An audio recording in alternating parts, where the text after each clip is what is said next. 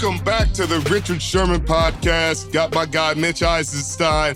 Mitchell, kind of a weird week. That was a rough one for Seattle, man. I don't. Baltimore. A lot of excitement going into this week, and I think they got to see what I got to see the other week when my Detroit Lions trotted into Baltimore and got absolutely annihilated. This was more of the same, Richard. 37-3. Did you see this coming? No, Mitchell. I thought Seattle's defense has been playing really well.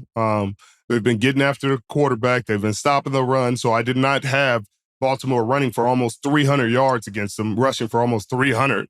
I mean, that was pretty insane. Keaton Mitchell comes out of nowhere, has a huge game.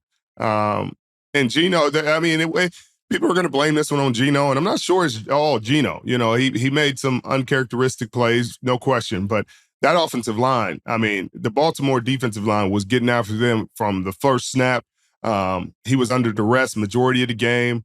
I think they didn't give themselves really a chance. They didn't give him a chance to be effective. Baltimore deserves a ton of credit. I mean, they're Lamar's 18-1 versus the NFC. They look like a team that's going to be really tough to beat come January. They do. And everyone debating whether Lamar Jackson should have been paid the amount of money he was paid this offseason.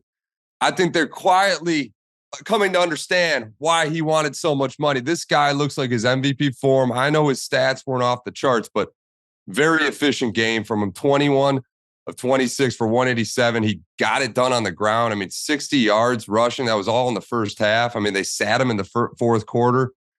This Baltimore Ravens team is starting to look like a juggernaut, at least against the NFC. Now, let's see if they can do it in conference, in division against the Browns next week.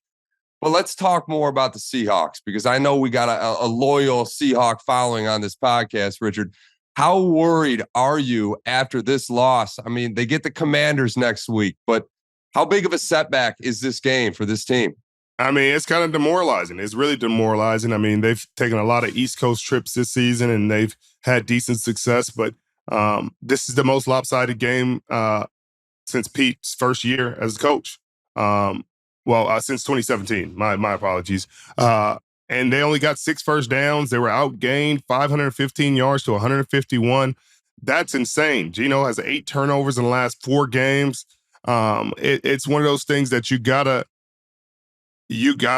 find some answers. Now, this Baltimore defense deserves a lot of credit. They've been playing really well this season. I mean, we talked about what they did to Detroit. They outscored Detroit and Seattle a combined 75-9.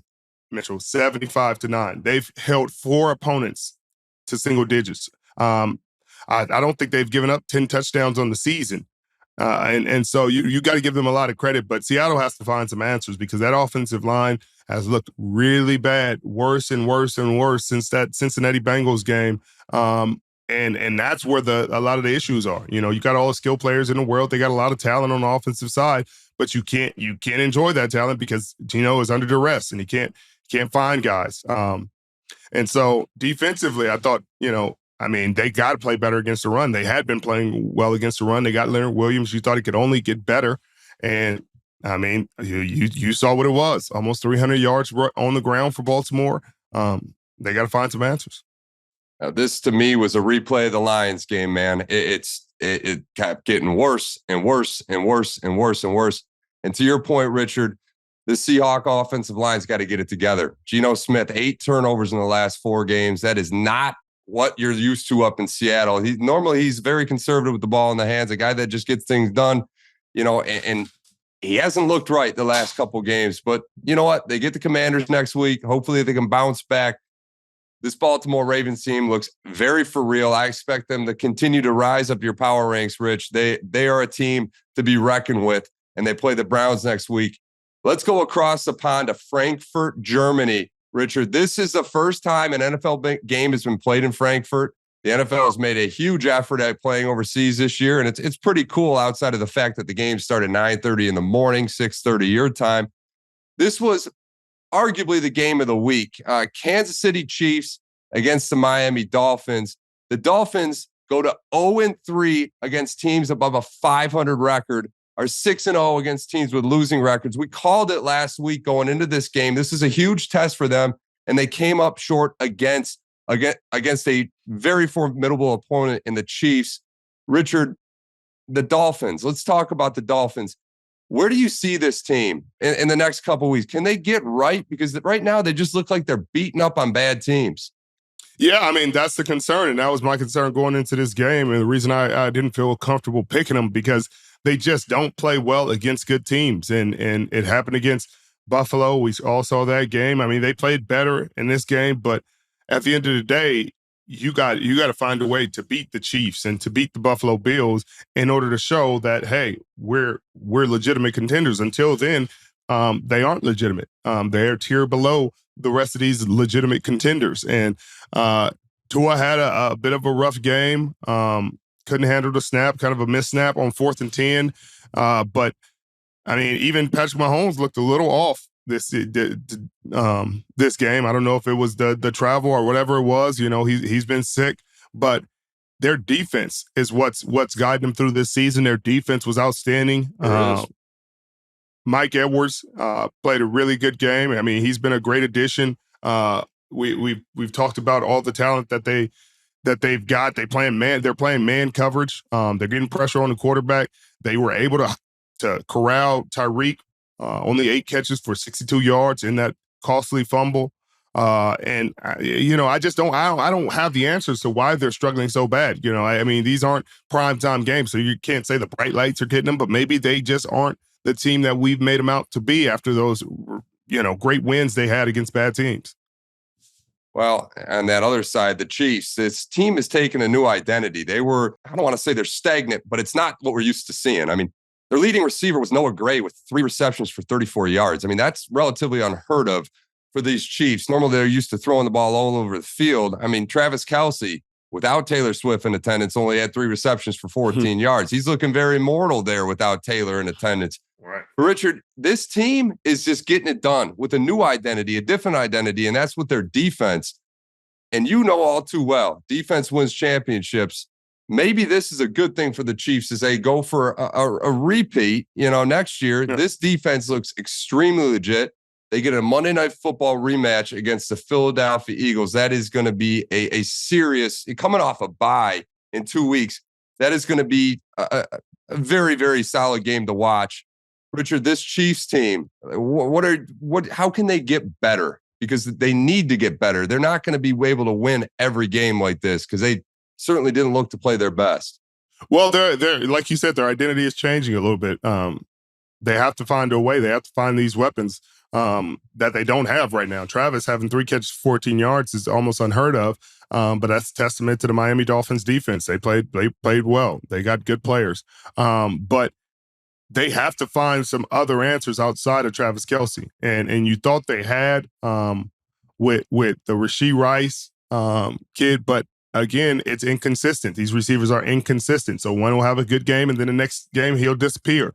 But Isaiah Pacheco has been one of the most consistent players on their team this year, and that's probably where they're going to have to be. They're going to have to lean on their running game, allow Patrick to maneuver when he can, but make these games short.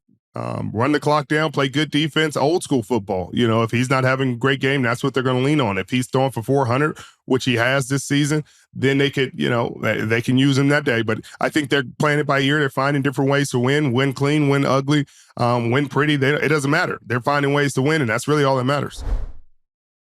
Don't miss the action this week when the NFL heads to Germany for the Frankfurt Games. These games will air on NFL Network and stream on NFL Plus. For a limited time, Verizon customers can get Netflix and NFL Plus for just $25 a month with Plus Play. That's $120 in annual savings. Plus Play is a platform where Verizon customers can shop, manage, and save on subscriptions they already love, like NFL Plus. With NFL Plus Premium, you get access to live games on mobile, NFL Red Zone, and NFL Network, which means you can catch the Frankfurt games and save. Just go to Verizon.com/the volume to bundle and save before the games. Hurry, this offer ends soon. Again, that's Verizon.com/the volume.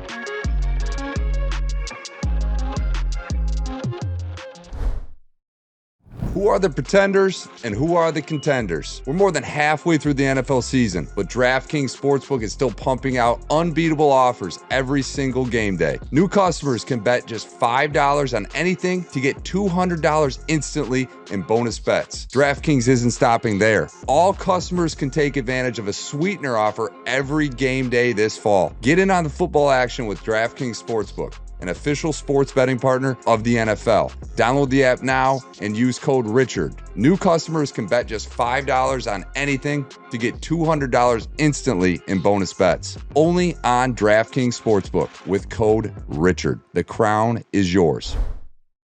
We saw a thriller down to the wire. Philadelphia squeaks one out at home. This game, it looked like they didn't want it at the end, but they were able to pull it away. Oh, CeeDee Lamb, Richard, I want to start there because you seemingly called him out on Undisputed. You said he was not a wide receiver one in this league.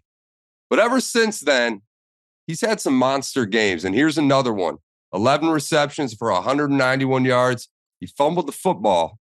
Richard, is your thought changing on this guy at all? I know I asked you the same question last week. Every week. Has it changed? Is CeeDee Lamb a wide receiver one? Come on now. He's been very productive. You got to give him credit. He's in the wide receiver one for the Dallas Cowboys. He wouldn't be on the Philadelphia Eagles, and that's just what it is, But he had a monster game. You got to give him credit. He was getting open. He made big plays when they needed him. But it was a couple curious plays there at the end because Dak played a really good game. CD played a good game. Ferguson played a good game. Their offense overall looked really impressive. Tony Pollard had a solid game, nothing crazy. He had one kind of big run. But there was a play second to last possession where it was 4th and 8 that seemingly looked like it was potentially for the game. And he didn't go to CeeDee Lamb. And those are the plays where you're like, okay, what do you guys really think of this guy? Because that was game on the line, 4th down, 1-on-1. I need him to win, and you go somewhere else. You go to probably your third best option today because Jake Ferguson had been winning 1-on-1s throughout the entire game as well. So it was a curious decision, but you got to give him credit. He's been playing really good football. He's making a case for sure. Well, other side of the ball, the Eagles just continue their dominance. The brotherly shove gets in the end zone again this week. Jalen Hurts rushing touchdown, did his thing. A little bit of worry going into half. It looked like he was hurt, but he finished 17 of 23, 207 yards, 2 touchdowns, a 130-plus passer rating. Richard, Jalen Hurts, he's had a hell of a year. Is he a legit MVP candidate? I know this is kind of the time of the season where people start to separate themselves. Jalen Hurts has kind of put his hat in the ring in that conversation, in my opinion. What are your thoughts on him? Well, I think it's tough. He's had a really good season, but when you got A.J. Brown on your team, he's obviously, this is the first game in the last, 6-7 weeks that he hasn't had over 100 yards. So he would be in the conversation for the MVP race. Dak had an MVP-like performance this game, throwing for 374 and 3 touchdowns. But, I like Jalen Hurts, and I think he's having a solid season, but this is not his best season. He's amongst the league leaders in interceptions this year. He didn't have one in this game, so, I'm sure they're happy and excited about that. But it's tough to put him in that conversation with the turnover numbers being so high. I'm with you, Rich. What intrigues me about Philly is they're versatile, right? They can get it done on a number of different facets, especially offensively. Their defense kind of speaks for itself. But offensively, DeAndre Swift, not the best of games, but if you can get him going, establish a good run game, when you got the receiving core they do, Philly looks extremely tough to beat in the NFC. I'm just hoping and praying that they get knocked off here in the coming weeks so my Detroit Lions can somehow steal that 1 seed, because I certainly don't want to be seeing this team in the playoffs. Richard, story of the day is probably down in Houston. No question. CJ Stroud, monster game, 470 passing yards, set an NFL rookie record. This kid looks like a top 10 quarterback in this league right now. My first question for you is simply this. How in the world did Bryce Young go above CJ Stroud? Sometimes people just fall in love with certain guys, and that ends up being the story. I keep hearing there were conversations within the Carolina Panthers organization.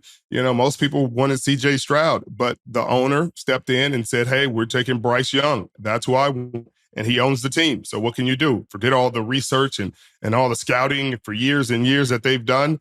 If the owner wants a guy, that's who they're going to pick, and that's what happened. But CJ Stroud is having an awesome rookie season. He was the first Ohio State quarterback to overthrow for 380 yards in an NFL game. He just broke the rookie record with 470 and 5 touchdowns and did it in a really, really, really cool way.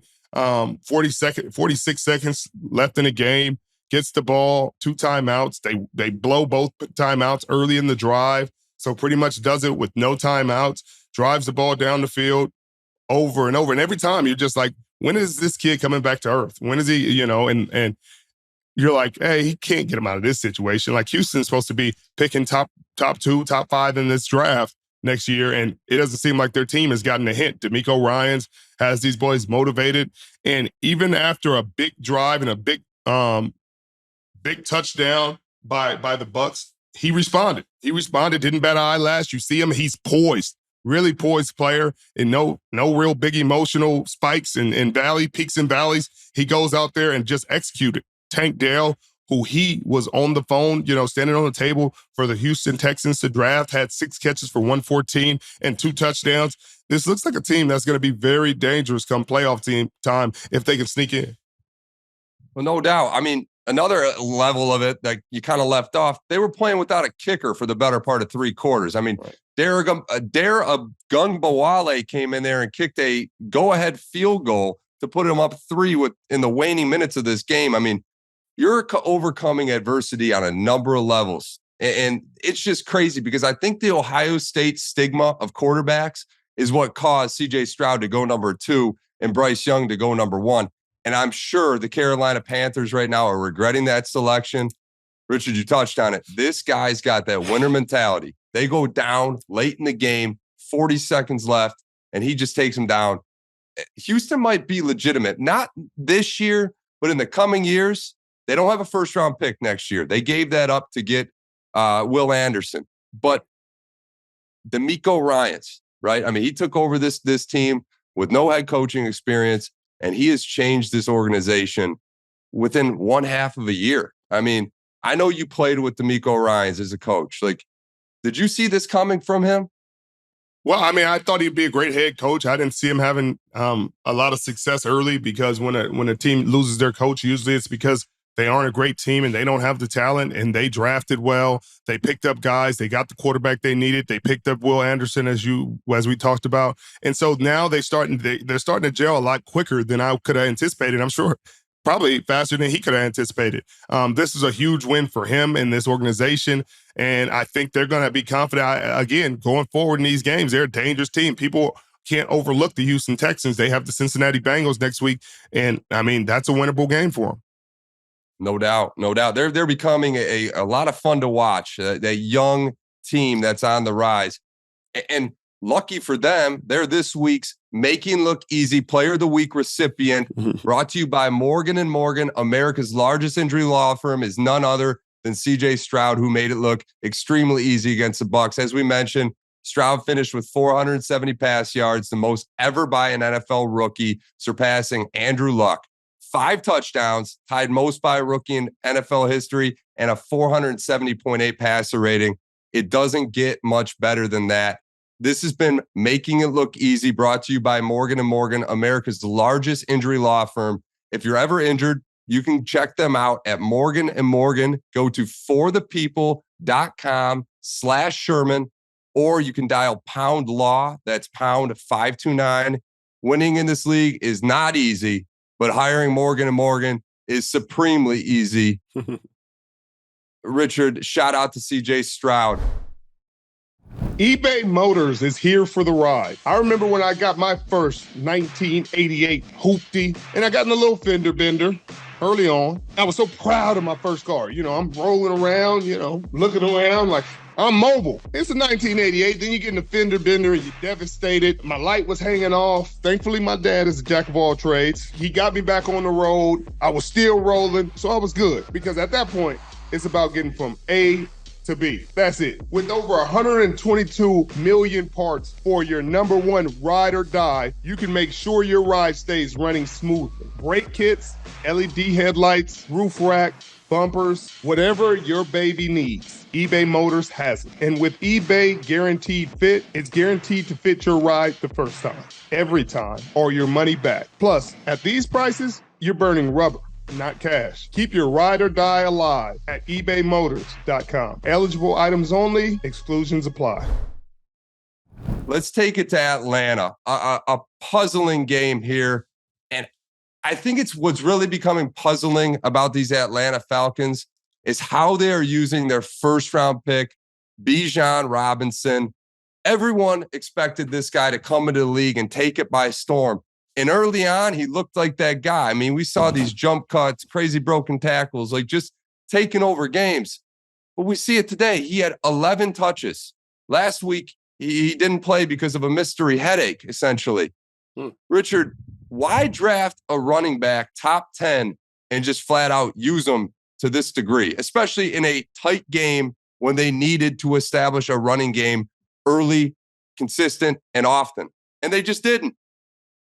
I don't know, Mitchell. I really don't know. I can't answer that. I don't have the answers to that question because, I mean, it should have been an easy call. This is a guy, this is a bell cow. This is an old school running back that can take it 20, 25 carries a game. You drafted him top 5, so you should expect him to be involved in both the run game and the pass game. But Arthur Smith has chosen to use the hot hand, as he says. But I just really don't get it. But what a game for Josh Dobbs, again thrown in a very tough situation, traded on Wednesday, comes in, probably not expecting to play a lot today, just still learning the playbooks, getting mental reps. And early in this ball game, he's thrown into the fire. He plays a really fantastic game. I mean, he was 20 for 30 for 158 and had 2 touchdowns in the game and a rushing touchdown. He used his legs and his arm. People barely even know his name. The fans probably didn't, some of the fans, some of his teammates probably didn't know who he was when he came into a ball game. I'm sure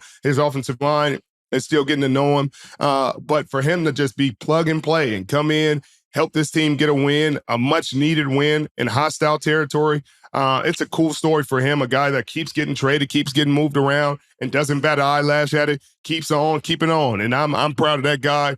What a game for him. What a cool story. But what are the Falcons doing? I have no idea. They need to get it fixed. Well, Josh Dobbs, this is his 3rd team he's been on since August. He's kind of looking like your counterpart on Thursday Night Football, Ryan Fitzpatrick. This is his 7th team he's been on early in his career, Richard. And you know what? He's getting things done. I mean, he looked pretty damn good in Arizona, at least for a fill-in quarterback until Kyler Murray got back. He took over for Ryan Tannehill last year with the Titans, gave them some life. And now here he is with comeback win for the Vikings. And they're 5-4. I mean, they are in the playoffs if that season ended today. So, hey, yeah, he's not going to be Kirk Cousins, but at least he gives him a fighter's chance to squeak into the wild card spot this year, and they got Alexander Madison involved. I mean, I don't know what to expect of the Vikings the rest of the way, but Josh Dobbs certainly is a feel-good story for this team right now, especially with the terrible news about Kirk Cousins. And they play the Saints next week, another very winnable, competitive game for them. So that's going to be a measuring stick game for them. Richard, let's take her to Vegas. The Raiders. Antonio Pierce playing against his former team, right? He played for the Giants. He took over. I mean, what an epic downfall in Las Vegas. It brought to you especially by my Detroit Lions after the beatdown on Monday Night Football last week. They fire pretty much everyone. Josh McDaniels, get out of town. The GM, get out of town. Jimmy Garoppolo, take a seat. Aiden O'Connell's playing. We're going to introduce Antonio Pierce. You know what this reminds me of, Richard? This reminds me of when the Detroit Lions said, hey, we need to inject new life, new blood, some motivation into this organization and team. And they sought out a very hungry former player in Dan Campbell with a reputation for biting kneecaps and doing whatever it takes to get a win. The Raiders did not do something very different. They went and got Antonio Pierce, who had some very awkward words to say when he took over the team. But you know what? Hey, he got things done. And they scored more points in the first half than they have in an entire game all year long. Kudos to Antonio Pierce. Richard, this Vegas Raiders team, 4-5, still in it. Your thoughts on them going forward the rest of the way? Well, it's exciting. It's exciting. Antonio Pierce, maybe he doesn't give the best public speeches, but who gives a dang? I mean, he's a good coach. He's a guy that motivates his players, and his players look motivated, especially defensively. You talk about Max Crosby had 3 sacks, and the way he was talking right after the news broke, he was really excited that Antonio Pierce was going to be the head coach. They ran the ball. All of a sudden, Josh Jacobs getting 26 carries and has 98 yards and 2 touchdowns. They had balance. And defensively, multiple interceptions. Nate Hobbs, Amik Robinson. They did a great job. You hate the news for Daniel Jones. Looks like he went down with an ACL early in the game. But really great game, great start for this team. They put their foot on the neck and their foot on the gas and just kept going. And, if they can run off a few more wins, I mean, you would hope that they learned their lesson from the last time, Mark Davis, when Rich Bisaccia took this team to the playoffs, and then they decided to not retain him and to go get Josh McDaniel, which was a mistake. You let the hot hand play. You let the guy keep coaching. The guys believe in him. But the Raiders got the Jets on Sunday Night Football next week. I can't wait to watch that game and see what this team looks like next week. Obviously, they're, fresh off a nice win, feeling good. The energy in the building is back. Could be cool. Could be special. Well, I want to touch on Max Crosby a little bit. 3 sacks in this game. He has looked ever dominant over the last month. I mean, I know friend of the program, Darius Big Play Slay, commented on Twitter the other week, this guy might be the best defensive player in the NFL right now. I know you have an affiliation for Nicholas, John, Bosa, and TJ Watt is doing his thing. But Richard, where does Max Crosby stack up in the NFL elites, especially at the defensive end position? Because golly, man, he is on the field all the time, and all the time is he making plays. I mean, he has to be up there. Well, he's arguably the best. He's playing with the best. Like you said, TJ Watt is doing his thing. Every week it changes. It fluctuates because there's a lot of great defensive players in the National Football League. But he's playing as good as anybody. You talk about the game he closed against the Patriots with the safety. This game he has 3 sacks, and I would guess he's going to continue to play at this pace. And, the whole defense had 8 sacks. Raiders defense had 8 sacks. I mean, that just sounds like a team that's motivated and excited to play for their new head coach. And hopefully Mark Davis is taking notes, because you might have got a guy. You might have one. Well, shout out to Max Crosby. Shout out to Antonio Pierce and this defense, because they are this week's Uber Eats almost perfect defense, where we highlight the NFL defense that put on the week's most dominating performance. That award goes to the Las Vegas Raiders under new coach Antonio Pierce. Like you said, Rich, 8 sacks, 2 interceptions. I mean, Kenny Moore with the Indianapolis Colts with his 2 pick sixes might have something to say here, but the Raiders are our week's almost perfect defense of the week. And remember, you can order almost anything you want on Uber Eats, the official on-demand partner of the NFL. Go ahead and order now. Richard, Bill Belichick, this hot seat, man. We got to start talking about it, because I know you've got a lot of respect for him, and I know he's done a hell of a lot for that organization. But how much longer can they take up there in New England, man? They're 2-7 right now, and this has been year after year after year recently where they have not done much of anything at all, and they're looking real bad. Well, they just signed him to an extension, Mitch. So he's not going anywhere. There's no hot seat in New England, regardless. They cannot win another game this season. Bill Belichick will be the head coach the following season. Unless he wants to retire or resign or something like that. That'd be his decision. But the team isn't going to get rid of him. They clearly believe in him. They clearly believe in what he's done and signed him to another extension. Mac Jones, I mean, is he the answer at quarterback? They're going to have to figure that out. They're going to have a high draft pick this year, and do they make a change at quarterback? That's a potentially that decision has to be made this year, and I'm sure Bill Belichick will have a lot of say-so in that decision. They're 2-7. Washington looks really solid. They're a solid team. Washington's a solid team. Sam Howell is playing really well. Eric Bieniemy has this offense rolling. Sam Howell, another 300-plus yard game, 1 touchdown. He threw the interception, but at the end of the day, the Commanders are in the hunt. They're battling every week in and week out. They're battling, but I mean, the Patriots are what they are right now. They only have a couple wins, and they have some good wins in their division. They beat the Jets. They beat the Bills. They almost beat Miami, but outside of their division, they're not having a lot of success. And I don't think they will. They don't have a ton of talent, and the quarterback isn't playing well. So, I mean, you got to think Bill Belichick is going to have to make some changes. Usually, if nothing else, the defense is playing really well under Bill Belichick, regardless if they win or lose and the offense is struggling. But they gave up 432 yards, and their offense was 3 for 12 on third down. So that's not winning football. It doesn't sound like a well-coached team, but he's not going anywhere. Well, Richard, the one thing I want to talk about before we leave this game, there was a horrendous roughing the passer call, another one of these body weight calls against, I believe it was KJ Henry, who's subbing in now that Chase Young and Montez Sweat were both traded last week. Like, what gives? I know you're a huge advocate for the defensive positions, everybody, because it seems the NFL is taking away your ability to even make a simple tackle. This was a simple tackle. It was a fumble recovered by the Washington Commanders. And guess what? Flag on the play, 15 yards going the other way in the favor of the Patriots. When does this stop? Because this rule just seems so ridiculous. It is ridiculous, and it's ruining the game. But the NFL, they're ruining the game. The way they're officiating it, the way they're allowing it to be officiated, they aren't correcting it. Obviously, in the playoffs, they're going to call it a lot better, hopefully. And that's what's happened every year.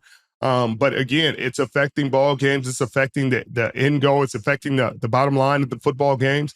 And it needs to change. There was also a hit in the Carolina Colts game, the Carolina versus Indy game. And it looked like a clean hit. The defensive back dislodged Pittman from the ball, but it was too hard of a hit, apparently. It was clean. It wasn't helmet to helmet. It was strike zone. But anytime you hit somebody hard in this league, now it's a flag. And so every defensive player pretty much has to allow the receiver to catch the ball or just try to bat it away. You can't be physical anymore without getting fined or getting a bad flag. And so it needs to be changed. It needs to be corrected, but I don't think the league is. They keep harping that it's player safety, but at the end of the day, some of these things need to be reviewable, needs to be so that guys can have an opportunity to do their jobs at a high level, because all these are normal routine plays. That was a routine sack. That should have been a sack. And you could have lost this team the ball game because of a bad call, and that's not what you want. Even in the Philadelphia Eagles-Dallas game, there were so many there was a PI on Gilmore that wasn't a PI. It wasn't a chest that he covered the guy really well. The ball went out of bounds and they called pass interference. It was a bad call. And then they pick up a flag for hands to the face that shouldn't have been picked up. It's just, it's too subjective. It's too subjective. Every week it's another subjective call being made. And I hate it. It's ruining the game, but until they make a change, it's what we got to deal with. Well, Richard, I will let you sign us off for the week. I must say, before we leave, this was kind of one of those weird weeks where every game seemed to have like a backup quarterback playing. I thought we were watching some preseason games out there with the names we were seeing playing. But Richard, I will let you conclude this week's recap. Go ahead and sign us off. Well, welcome. This has been another week of the Richard Sherman podcast. We appreciate you joining us. We appreciate you sticking with us. This was a weird week, another weird week in the NFL. We got a great game tonight with the Bengals in Buffalo. Can't wait to watch that, but appreciate you joining. Hit that sub button if you're new. Check us out next week. We're going to have another special guest this Tuesday, and we're going to have the recap next Sunday. Stick with us.